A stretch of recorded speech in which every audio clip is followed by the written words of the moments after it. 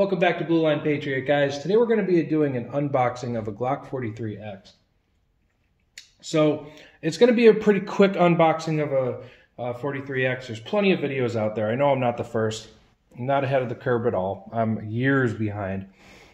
But I went out and bought a Glock 43X. Now the reason I went out and bought a Glock 43X is because I had a Glock 43 for the longest time ever. And I just decided very recently, a couple of days ago, that it was time that I switch to the Glock 43X. I'm going to talk about why and all that first, but first we're going to just do the unboxing. So, of course, you know, you get your Glock 43. In the box, you get one magazine of 10 rounds plus another magazine of 10 rounds. So these are already loaded up. Reason is because as soon as I got this gun in my car, you know, I loaded the magazines up and away we went back to the house. Of course, you also get this helper tool. This is for the little kids and old ladies and whatnot. One thing I really respect about Glock is that they include the entire family. So you want to take the, you know, the small kids out shooting, and you know, it's just easier for them to load magazines and whatnot. Same thing with the elderly people with carpal tunnel. There you go. So all the you know, old people, you don't want their thumbs to hurt. All the little kids, you don't want them to hurt their thumbs. So I like that. It's really cool. It's very respectable. So of course you get the two magazines, 10 rounds each. You get this cleaning brush. You get this cleaning rod. They screw together. Blah blah blah. It's pretty simple stuff. Now this brush is kind of cool. Nobody ever talks about the brush. I wonder why. Well, I have all my own cleaning stuff. I never actually use these, but this is pretty good for the tensile strength on here. I'd say it's good enough to get out carbon dust, but I wouldn't say, I mean, if you're trying to clean your barrel from all the extra copper, it might be a little bit difficult with something like this, although it might work. I honestly have no idea. I never use them. I always use my own personal, you know, my own stuff. Of course, you get a gun lock with it, and use the gun lock when appropriate, otherwise chuck it. And of course we get the, what do you call it? I don't know, important safeguard. For your protection, please read the enclosed owner's manual and any accompanying literature before removing this firearm from its container, blah, blah, blah, blah, blah. Yeah, I don't know. Maybe in 100 years somebody digs this up. It has its original paperwork. It's going to be like a huge thing. Some future hippie is going to be talking about forgotten weapons and blah, blah, blah. But anyway, that's pretty much it, guys. Very, you know, very straight to the point. I don't give a fuck what the box looks like. I don't give a shit what comes in the box. I just care that the actual firearm itself works dependably. So I see a lot of unboxing videos, and they're all like going goo-goo over the box, and I'm like, who gives a shit? Honestly, on all of my firearms, I literally throw the boxes just in some random dumpster. Part of it is my sick humor because, you know, I like to think the reaction of people when they see a gun box in the dumpster, they're like, oh man, either oh no, or oh man, maybe there's a gun in there. And I always kind of wonder to myself, like, how many people have like dived into the dumpster to see if there's an actual gun in there. It's nothing I wouldn't do as a younger guy. But anyway, I just, you know, who gives a shit about the box? You know, I have gun bags. Whenever I'm going to and from the range or to and from anywhere shooting, my gun is always in a bag or something. It's never in a box.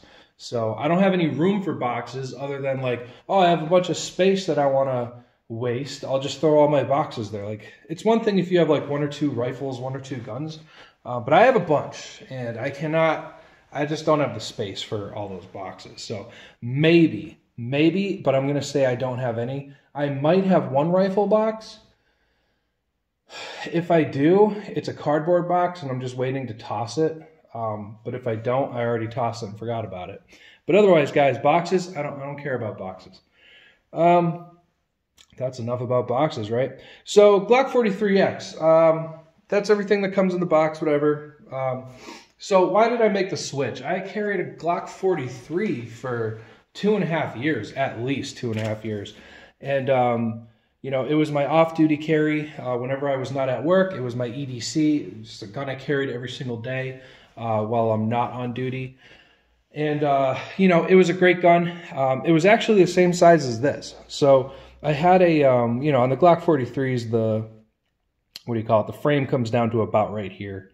And I had a +2 extension on it, which basically brought the entire pistol grip down to the point where it basically matched this in its length. So, you know, the way I saw it is I already had a Glock 43X. I just had a 8-round magazine capacity because of the +2 extension. And I thought, you know, I could have the same exact gun, but I can get it to where it's going to hold 15 rounds in the magazine. And when I say 15 rounds, I'm not talking about these. These are 10-round single stack magazines, which has its plus, and I'll get to that later. It has its place. But this new magazine that I found that holds 15 rounds, I actually have 2 of them ordered. They're in the mail. They're coming. I don't know how long it's going to take because they're out of stock and they're back ordered, and could take like 6 weeks for all I know. Seems like during Corona, everything is impacted and slowed down.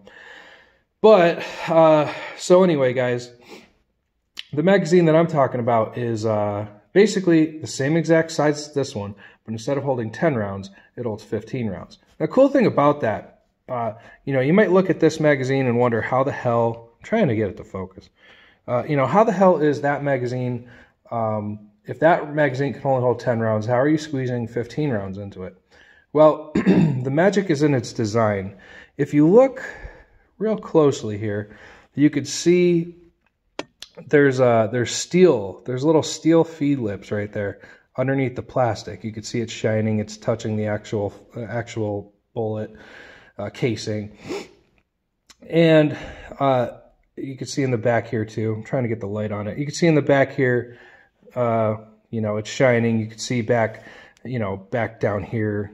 The light kind of sucks for this. I'm sorry, guys, but you can see the metal back here too. So you have metal inside of this polymer magazine. So it's a polymer magazine. It's reinforced steel.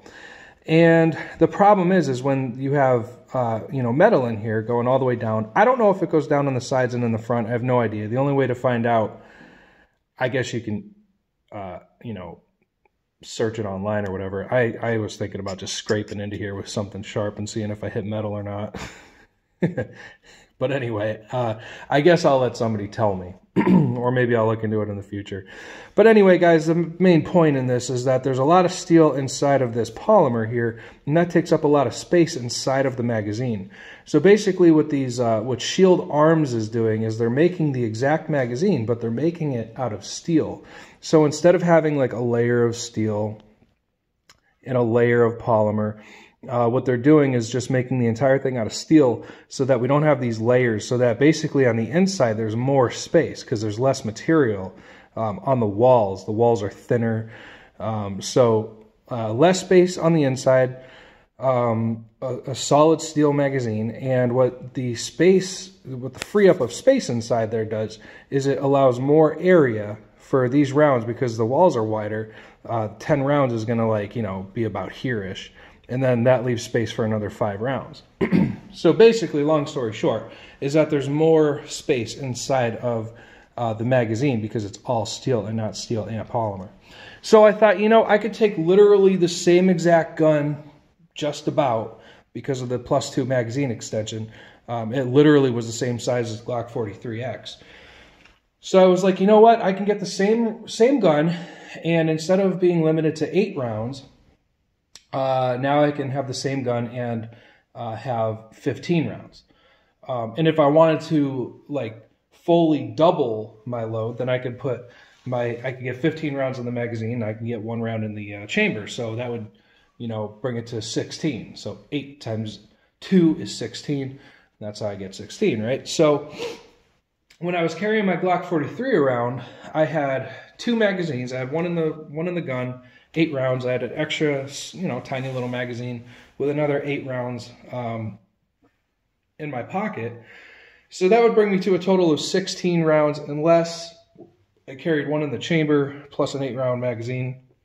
Bring me to 17 rounds total.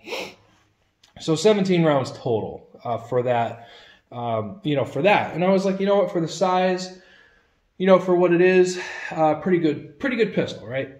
And then I was like, and then somehow I remember the Glock 43 came out. Originally, it had it only had 10 round magazines, and it had a like stainless steel slide. And I didn't like that at all. I was like, you know what, it's too flashy. I don't know if this gun is supposed to be like a serious gun. With the silver, whenever I see a black frame and a silver slide, I always think of the Smith & Wesson Sigma and how much of a piece of shit that gun is. And don't get me wrong, it'll work, it'll do the job. But comparatively speaking, it's a crap gun, right? But that's what I see every time I see that two-tone look. I'm like, I don't know if it's a serious gun. It looks like the Sigma. The Sigma sucks, right? And I'm not just saying that to shit on Sigma. I used to be on a security contract where we were all issued Sigmas, believe it or not. It seems ridiculous, but it's what happened. And we were issued Sigmas for the contract. And even while we were at the range, barrels would be breaking, slides would be breaking. The trigger pull was like 30 pounds. It was terrible. That's my experience with Sigmas. I hate them. So anyway, the Glock 43X reminded me of a Sigma, and I was like, whatever. So I wasn't crazy about that gun at all. I was like, screw that. I'm not going to buy a whole new gun just to get 2 more rounds because, of course, the stock magazines are 10 rounds. Well, it wasn't until I ran into the Shield Arms magazine that holds 15 rounds that I was like, whoa. Again, I can have the same exact gun, same exact size, but instead of being limited to 8 rounds, 16, 17 total, now I can have the same gun, same size, because even when I put when I was picking this up, I traded in my Glock 43. So I put my Glock 43, I compared it, size and all, literally the same size. I mean, the slide's the same size, the same width. From the top of the slide to the bottom of the magazine, same exact, maybe off by a couple millimeters, but basically same exact height. So I'm like, okay, I'm already literally carrying a gun that size every single day for EDC when I'm not on duty, just around town. So I'm like, okay, why not? Ding, ding, ding. Why don't you have the same exact gun, but instead of being limited to 8 rounds, now you have 15 or 16, right? So you're basically doubling your loadout. Plus, if you carry 2 of those magazines, well, now you got 30 to 31 rounds, depending if you're going to go 15 plus 1 or just 15. Personally, I just go, this is a 10-round magazine. I only carry 10 rounds. I don't have any need to carry, a full magazine plus an extra 1 in there. I know some guys do that, and that's cool. Don't get me wrong. That's cool. I just don't do that, Yeah, an extra round is an extra round. I get that totally, but I don't know. It just, to me, it's not that much of a difference. I hope to God I don't ever have to eat those words, but, whatever. So, what do you call it? Let's see, where are we at here? I had some bullet points to try and keep me on track here, and I know I already just kind of wobbled around. So let's talk about some philosophy of use for the magazines. So one thing I will say about the Glock 43X is that the 10-round magazines that it comes with is pretty cool. There's a travel application to the 10-round single-stack magazine. There's some states out there that have laws that state you cannot have a firearm that holds 10 rounds, or that holds any more than 10 rounds. So when I travel as a police officer, I can carry concealed anywhere in the country that I want to go. As a matter of fact, when I graduated the academy and I got into my police department, I was like, wow, now I can travel to California and Maryland and New York and New Jersey. Who the fuck ever wants to go to New Jersey? But, whatever. All of a sudden, it was like, wow, I can travel there now because I don't have to leave my gun at home. I can carry it with me, right? But I also realized that some states will hold you to their laws, even as a police officer. So it would be one thing to carry, say, my duty rifle concealed. The problem with that is it's a 17-round magazine. If I were to go to one of those states, even though I'm a police officer, 17-round magazine, I have, too much ammo. Hollow points, you know, defensive ammunition. In some states, that's a no-no.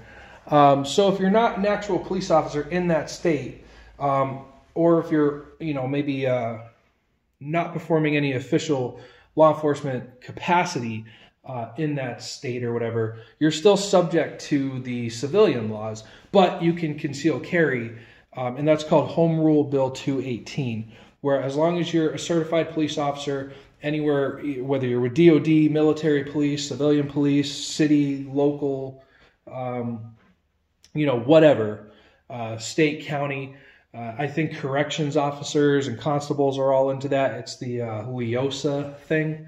So basically, if you're in law enforcement and you're qualified with a firearm and you can carry that on duty and blah, blah, blah, blah, blah, all your qualifications are current, you can conceal anywhere in the country. Some states, like I said, limit you to, you know, to no hollow points and no more than 10 rounds in the magazine.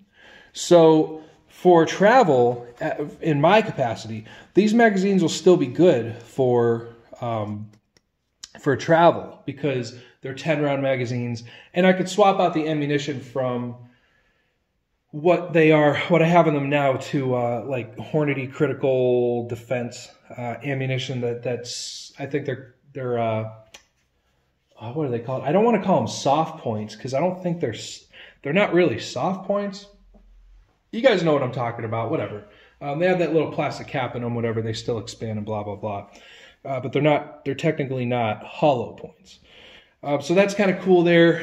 Depending on some states, maybe I just put the soft point 9mm in there too, because it'll still have a mushrooming effect, but they're not, you know, they're not hollow points, whatever. So for traveling, this still comes in handy. So I'll hang on to these magazines. They're not going anywhere. I mean, it's still 10 rounds. 10 rounds is not a bad amount of ammo. So whatever. So anyway, as far as traveling, it's nice to know I can carry these too. So I'm going to keep them around if I travel outside of state, which I almost never do. But I still, to be honest, my ultimate goal is eventually to go to every state that touches an ocean and fire a round off into the ocean. I'm sure there's some legal problems with that, but that's my ultimate goal. Before I die, that's my bucket list thing. I must fire at least one round from the beach into the ocean in every single state that touches an ocean. I'll probably start somewhere in Maine. I'll probably start in Maine and work my way around the country. So it's my ultimate goal there. Okay, so, and it's nice that I could travel in those states now concealed without you know, worrying about getting myself in trouble. The shooting, who knows? Maybe if I do it right, I think I can get a, you know, I think I can do it without causing any problems. So guys, let's see here. So long story short, I know we're at 18 minutes now, but I switched from the Glock 43 to the Glock 43X. More magazine capacity, still appropriate for travel. 10-round magazines are great for travel, even as a civilian. You know, you're still dealing with a single stack magazine, a 10-round magazine. Some states have like a no-no against double stack magazines. So again, single stack is good for that. All right. So let's talk about some things with it. Rails. It doesn't have any rails.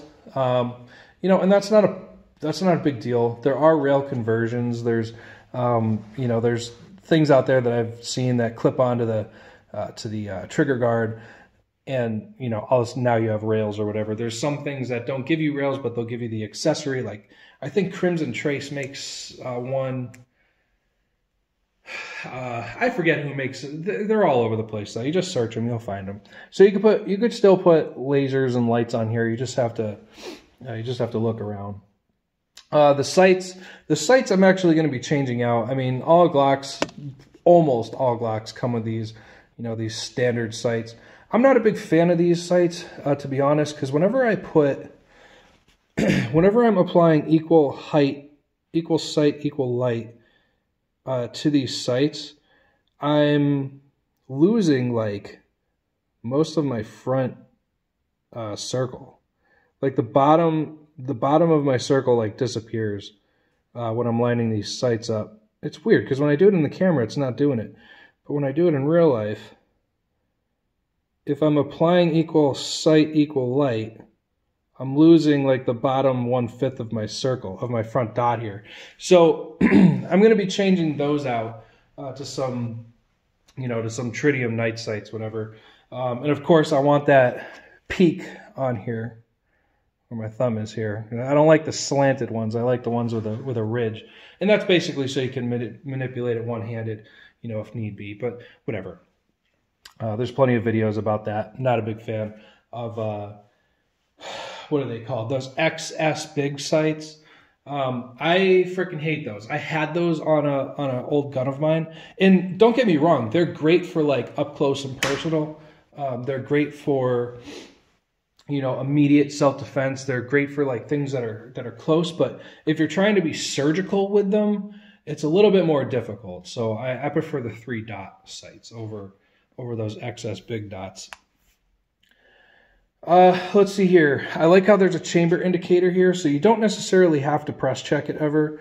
Matter of fact, so when you have this gun condition 1, you could actually see inside. Oh, it's not showing me. I could see it with my own eyes, but with the right light at the right angle, like in real life, it's way easier. But you can look and there's a gap right here. But you look inside that gap and you can actually see your shell. Like I could see it right now, but the camera can't. That sucks. But anyway, you could actually see if there's a round in there or not. So that's kind of cool. And not only that, but you have an indicator as well right here. So if this little bit is raised up, then there's a round in there. So it alleviates your need to have a to do press checks. But the thing is, if you want to do a press check, here's the thing: do a fucking press check, because you know what? It gives you peace of mind. It gives you more confidence in the moment. I remember years ago I saw this video James Yeager made, and he was like, "Oh yeah, only fucking idiots do press checks because you should know whether you have a round in your chamber or not, and doing press checks is for like pussies and newbies." And I'm like, dude, that is such fucking bullshit. No, because dude, if you're a very, very experienced soldier and you're going into combat, or you're about to take some contact, and you do a press check, that doesn't mean you're a fucking day one boot, dude. It means you're making sure that you can fuck shit up if the need arises. It's like making sure your fucking shoes are tied, your pants are pulled up, you know what I mean? You're making sure your gear's squared away. It's definitely not a fucking rookie move to do a fucking press check. Anyway, I digress. So anyway, press checks, whatever. Do a fucking press check if you want to make sure, if you want to be certain that your gun's fucking loaded. I had one time, I was on duty for like a week with a pistol that was condition 3. And what condition 3 means is that the magazine's a loaded firearm, but your chamber's empty. I was on duty for about a week with no fucking round in the chamber. And I remember one day I went to clear it, and I took the magazine out, I racked the slide, and a round did not come out. And I was like, oh, fuck. This is why you should do fucking press checks, or at least just double check your gear and make sure that you're ready to go. If somebody decided to ambush me or hop out of a car or whatever, I would be that much slower into the fight because I didn't fucking check my equipment, It's definitely not a rookie move to check your equipment. Anyway, guys, moving on. Let's see here. So the front and rear serrations. Okay, first of all, I really like the rear serrations. I hate the front serrations. I don't see the point in having the front serrations. For those of you who don't know, these are your front serrations, rear serrations. I don't like them, man. I just think they look stupid. I don't think they're practical. Like, oh yeah, I want to do a press check. Okay, I can't even do a press check with these front ones. You know what I mean? Like, I just not practice. I don't really care. It's not my thing. But, I don't really care about my, I don't know. I just don't like them. I think they look stupid. You know, they're there, whatever, it is what it is. I'm not going to make a huge deal out of it, but I would prefer not to have front serrations. And I know that I loaded around in there. Here's the thing. It's because this is my carry gun. I hate seeing, one thing that always kind of, you know, it's kind of a pet peeve when I see people talking about their everyday carry gun and their magazine is completely empty, and their gun is completely empty. It'd be one thing if like their chamber was empty, but their magazine was full because they're manipulating the firearm. They're doing a video about it. That's cool. I get that. But when you show me your everyday carry gun on YouTube and it's completely empty, I'm not buying it. I'm not buying it. Why the fuck is your gun completely empty if that's what you defend, or if that's what you depend on to defend your life? I don't understand that. But whatever, it is what it is. Let's see here. Front serration. Now, the one thing I will say that's kind of cool is that my holster for my Glock 43 fits my Glock 43X just fine. I know there's some dimensional differences with the pistol grip here, but the trigger, the slide, you know, the trigger guard, I should say, where it really hooks in, the slide and everything fits it just fine. So I was able to actually stick with my holster that I've had for, shit, I don't even know, at least 2.5 years, just as long as I've had my Glock 43. I love this holster. I forget who makes it. I honestly have no idea. There's no engravings. There's no markings. That's something I think that they should have done. Oh, wait a minute. Actually, there's something on the inside here. I'm trying to get the right light, so you're not really seeing what I'm doing on camera, but there's a little bit of something on the inside of that. I'm trying to get the light in there so I could read it. Never mind. All it says is made in the USA. So what I was looking at under the lamp over here is inside of here there's like a flag and it says made in the USA. I thought maybe it would have their company name, but it doesn't. I forget who makes this. I have no idea, but it's slim, it's low profile. It's literally no more than you need. Maybe a little bit more than you don't need, because if it were me, this little bump here serves like no purpose to me other than just like making it bigger so it's easier to reholster. I get that, but I would like to see this. If I could like redo this holster, I would make this here like just closer in. That way it's less of a presentation. But you know, whatever. It's still a good magazine, or still a good you know, concealed carry holster. I love it. Carry it. Like I said, every day that I'm not on duty, anytime I'm not on duty, that's, you know, that's my holster. And moving forward, this will be my pistol, my off-duty gun. So let's see here. Glock triggers, man, in my opinion, they're all the same. All Glock triggers are the same in the sense that they are Glock triggers and they will do Glock things. There's a safe action pistol, works the same way any other Glock trigger works. Of course, you have that, you know, that trigger safety here, whatever.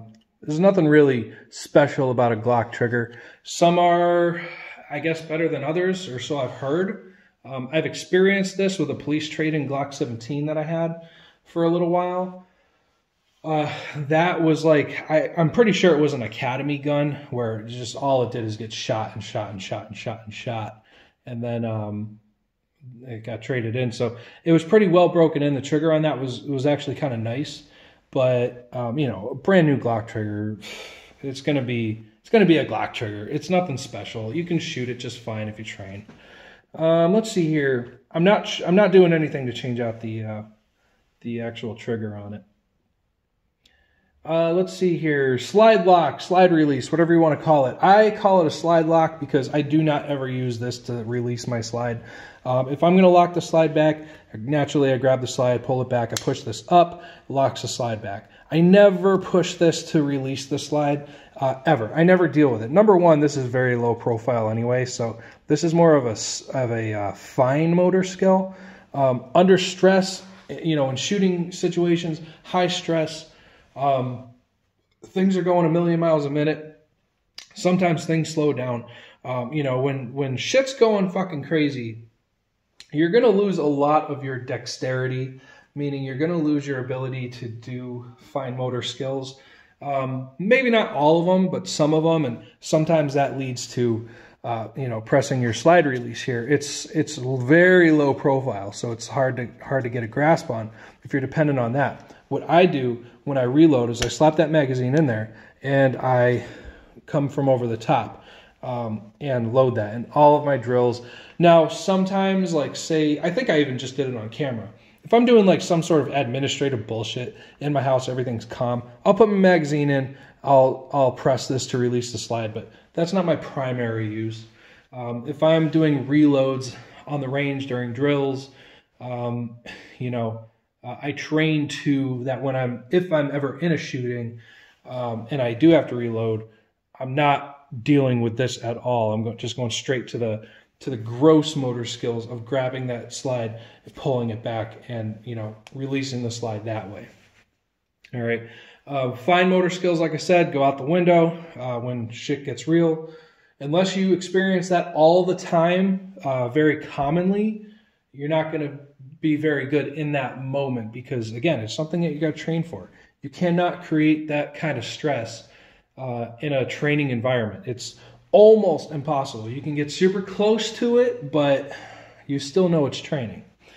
So anyway, guys, when you're training, try and keep as much, gross motor skills in your curriculum as possible. Don't really focus too much on those fine motor skills stuff because, again, once shit goes crazy, fine motor skills disappear. Let's see here. Okay, so the back plate on this, the only reason I'm talking about the back plate on here is because I'm actually changing that out too. I'm not going to say what, it's going to be a surprise, but I'm changing out the back plate on this. I'm changing out the front, I'm changing out the sights, and I'm changing out the magazine release, but we'll talk about that in a moment too.